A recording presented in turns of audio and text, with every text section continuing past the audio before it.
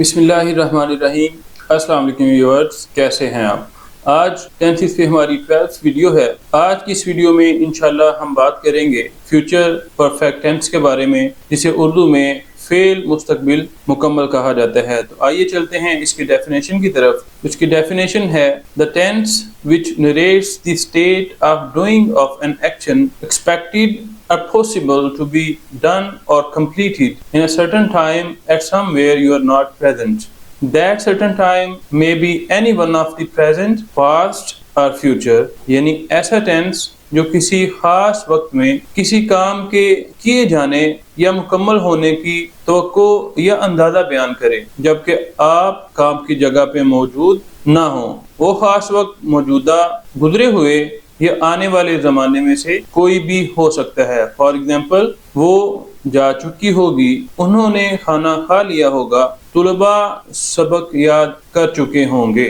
तो आइए कुछ सिचुएशंस देखते हैं जिनसे हमें पता चलेगा कि किस तरह से फ्यूचर परफेक्ट टेंस पास्ट की बात भी करता है, प्रेजेंट की बात भी करता है और फ्यूचर की बात भी करता है। टेंस तो फ्यूचर परफेक्ट ही होता है, लेकिन इसमें बात की जाती है पास्ट के बारे में, प्रेजेंट के बारे में और फिर फ्यूचर के बारे में। सपोज करें कि अली, आजम और इनाम तीन दोस्त हैं। अली इनाम से मिलता है, उसे बताता है कि यार मैं मैट्रिक में पास हो गया हूँ। आदम बड़ा कहता था कि तुम पास नहीं हो सकते, अब देखो कॉल ही नहीं उठा रहा। इनाम बोलता है वो आपकी कामयाबी के बारे में सुन चुका होगा। यानी पहले की बात हो रही है। कब सुन चुका होगा? पहले ही, यानी पास्ट में वो सुन चुका होगा। ये सेंटेंस हमें किस टाइम के बारे में बता रहा है? पास्ट के बारे में। टेंस तो फ्यूचर परफेक्ट ही है, लेकिन बात यहाँ पे हो रही है पास्ट की। फिर अली बोला यार चलो उसके घर चलते हैं, पता करते हैं कि कॉल क्यों नहीं रिसीव कर रहा, उसके रिजल्ट का क्या बना। इनाम बोला यार वो सो चुका होगा। तो वो सो चुका होगा, वो अभी प्लान कर रहे हैं उनके घर जाने की। राइट नाउ, अभी प्रेजेंट में वो प्लान कर रहे हैं कि हम उसके घर जाते हैं, जाके देखते हैं कि वो कॉल क्यों नहीं रिसीव करता, पता करते हैं कि उसके रिजल्ट का क्या बना है। तो प्रेजेंट की बात कर रहे हैं। तो वो प्रेजेंट में इनाम क्या बोल रहा है कि वो सो चुका होगा। यानी टेंस ये है फ्यूचर परफेक्ट टेंस, लेकिन बात किसकी हो रही है? प्रेजेंट की। अब फिर अली चूंकि पास हो चुका था, कामयाब हो चुका था, वो खुश होकर कहता है कि चलो फिर शाम की पार्टी रख लेते हैं। अभी तो मैं लाहौर जा रहा हूँ, रात 9 बजे तक आ जाऊंगा, आज का पिज्जा मेरी तरफ से। इनाम बोला तब तक हम खाना खा चुके होंगे। यानी अभी वो प्रेजेंट में खड़े हैं और शाम की बात कर रहे हैं, आने वाली शाम की, जो आज शाम आएगी उस शाम का वो प्लान कर रहे हैं कि पार्टी रख लेते हैं और पिज्जा अली की तरफ से होगा। लेकिन इनाम क्या कहता है कि 9 बजे जब आपकी वापसी होगी तब तक हम खाना खा चुके होंगे। यानी ये एक अंदाजा है, ये एक गैस है फ्यूचर के बारे में, तब तक हम खाना खा चुके होंगे। तो ये कौन सा टाइम है? फ्यूचर। तो यहाँ हमने देखा कि तीनों सूरतों में जुमला तो फेल मुस्तकबिल मुकम्मल का ही है, लेकिन बात मौजूदा, गुजरे हुए और आने वाले तीनों जमानों के मुतालिक हो रही है। अब पहले भी मैं आपको ये बता चुका हूँ कि फ्यूचर एक ऐसा वक्त है जो कभी आता नहीं। रियल लाइफ में फ्यूचर एग्जिस्ट नहीं करता। हम प्रेजेंट में रह के ही प्लान करते हैं फ्यूचर के बारे में। उसके बारे में हम गैस कर सकते हैं कि फलां काम मुकम्मल हो चुका होगा, फलां काम कंप्लीट हो चुका होगा। तो ये हम सिर्फ गैस कर सकते हैं, एक्सपेक्ट कर सकते हैं, अंदाजा लगा सकते हैं कि वो काम हो चुका होगा।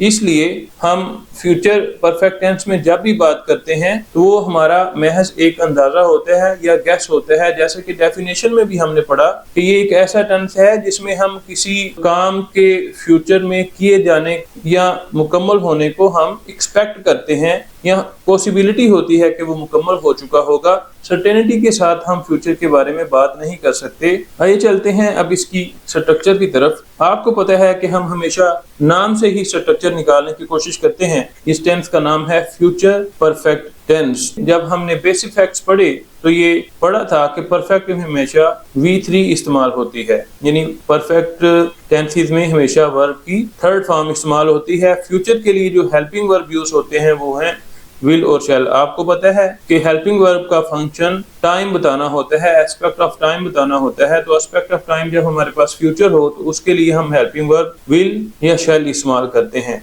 یہ بھی بیسک فیکٹس میں آپ سے میں نے شیئر کیا تھا کہ ویل اور شیل کے بعد ہمیشہ فرسٹ فارم آتی ہے. تو یہاں چونکہ ویل اور شیل کے بعد تھرڈ فارم آ رہی ہے تو تھرڈ فارم ویل اور شیل کے ساتھ ہم ڈائریکٹلی اٹیچ نہیں کر سکتے. تو یہاں ہم ویل اور شیل اور تھرڈ فارم کے درمیان میں دونوں کو لنک کرنے کے لیے ایک لنکنگ ورب یوز کریں گے جو کہ ہے ہیو.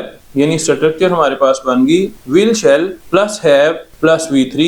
تو آپ کو پتا ہے سبجیکٹ اور آبجیکٹ تو اپنی اپنی جگہ پہ لگانا کوئی بڑی بات نہیں. ان کا کسی بھی ٹینس کی فارمیشن میں اس کی اسٹرکچر میں کوئی خاص رول نہیں ہوتا. یہ جو بھی ٹینس ہو اس میں سبجیکٹ سب سے پہلے آتا ہے اور آبجیکٹ سب کے اینڈ پہ آتا ہے. مینلی جو چیز فنکشن کرتی ہے ٹینس بنانے میں وہ ہوتی ہے ہیلپنگ ورب پلس ورب. تو یہاں ہیلپنگ ورب فیوچر کے لیے یوز ہوں گے ویل اور شیل اور پرفیکٹ کے لیے V3 استعمال ہوگی. تو دونوں کو لنک کرنے کے لیے ہم لنکنگ ورب ہیو یوز کریں گے. تو اسٹرکچر ہمارے پاس بن گئی سب سے پہلے سبجیکٹ, اس کے بعد ویل یا شیل, اس کے بعد ہیو اور اس کے بعد ورب کی تھرڈ فارم, پھر اینڈ پہ ہم لگائیں گے آبجیکٹ. تو ویل اور شیل آپ کو پتا ہے کہ کس طرح سے استعمال ہوتے ہیں. شیل آتا ہے آئی اور وی کے ساتھ اور ویل آتا ہے آل دی ریسٹ کے ساتھ. یعنی آئی اور وی کے علاوہ جتنے بھی ہمارے پاس پروناؤنس ہیں سبجیکٹس ہیں ان کے ساتھ ہم ویل استعمال کرتے ہیں. بعض لوگ کہتے ہیں کہ شیل کا استعمال جو ہے وہ بالکل ختم ہو چکا ہے. ایسا بالکل نہیں ہے. شیل بھی استعمال ہوتا ہے, ویل بھی اپنی جگہ پہ استعمال ہوتا ہے. لیکن چونکہ آج کے ماڈرن دور میں لوگ تو دوسروں کے بارے میں بات کریں تو بڑے کانفیڈنٹ وے میں بات کرتے ہیں. تو جب آئی اور وی کہہ کے اپنے بارے میں بات کی جائے گی وہ تو پھر ظاہر ہے زیادہ سرٹینٹی کے ساتھ زیادہ کانفیڈنس کے ساتھ بات کرتے ہیں, اس لیے وہ آئی اور وی کے ساتھ بھی ویل استعمال کرنا شروع ہو گئے ہیں. لیکن پیپر کے پوائنٹ آف ویو سے ہم ویل بھی استعمال کرتے ہیں اور شیل بھی استعمال کرتے ہیں. البتہ شیل کا استعمال تھوڑا سا اسپیسیفک ہو چکا ہے. تو آئیے اب ہم اسٹرکچر کو ٹرانسلیشن میں اپلائی کر کے دیکھتے ہیں کہ کس طرح سے ہم اردو کے سینٹنسز کو انگلش میں ٹرانسلیٹ کر سکتے ہیں. تو پہلا سینٹنس ہے ہمارے پاس پاکستان میچ جیت چکا ہوگا. یہاں دیکھیں ہم پوری یقین کے ساتھ پوری سرٹینٹی کے ساتھ نہیں کہہ سکتے کہ پاکستان ضرور میچ جیت چکا ہوگا, بلکہ یہ ہم گیس کر رہے ہیں کہ ہوپ کر رہے ہیں کہ پاکستان میچ جیت چکا ہوگا. تو ٹرانسلیشن کے لیے سب سے پہلے سبجیکٹ یعنی پاکستان کے ساتھ ہیلپنگ ورب یوز ہوتا ہے ویل, اس کے بعد ہیو لنکنگ ورب اور اس کے بعد تھرڈ فارم جیتنا یعنی ون کی تھرڈ فارم ون استعمال ہوگی اور اینڈ پہ آ جائے گا میچ یعنی Pakistan will have one the match, وہ جا چکے ہوں گے. یہاں پہ سبجیکٹ ہے وہ یعنی دے, اس کے بعد ہیلپنگ ورب یوز ہوگا دے کے ساتھ ول, پھر لنکنگ ورب استعمال ہوگا ہیو, اس کے بعد جانا یعنی گو, اس کی تھرڈ فارم گون یعنی دے ول ہیو گون, وہ جا چکے ہوں گے. بارش رک چکی ہوگی, بارش دی رین, ہیلپنگ ورب اس کے ساتھ آئے گا ول, لنکنگ ورب ہیو آپ کو پتہ ہے فیوچر پرفیکٹ میں ہم سب کے ساتھ لگاتے ہیں, اور اس کے بعد رکنا یعنی سٹاپ, اس کی تھرڈ فارم لگے گی stop. The rain will have stop, بارش رک چکی ہوگی. وہ کھانا کھا چکے ہوں گے, وہ یہاں پہ سبجیکٹ ہے یعنی دے, اور دے کے ساتھ ہیلپنگ ورب یوز ہوتا ہے ول,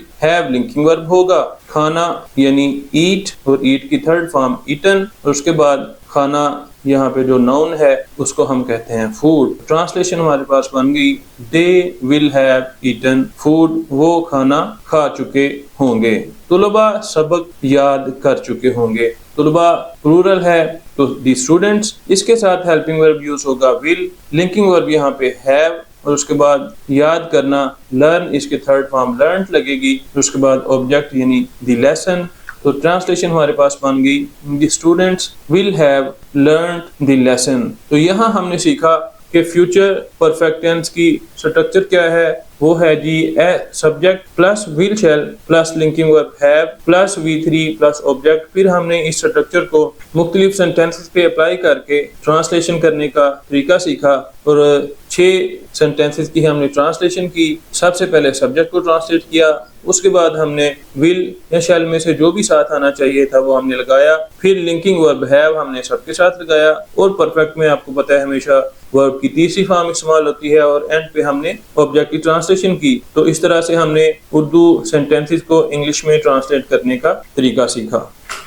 آئیے اب ہم نیگیٹیوز اور انٹروگیٹیوز کی اسٹرکچر پڑھتے ہیں. یہ نیگیٹیو اور انٹروگیٹیو کی اسٹرکچر کا چارٹ ہمارے سامنے موجود ہے.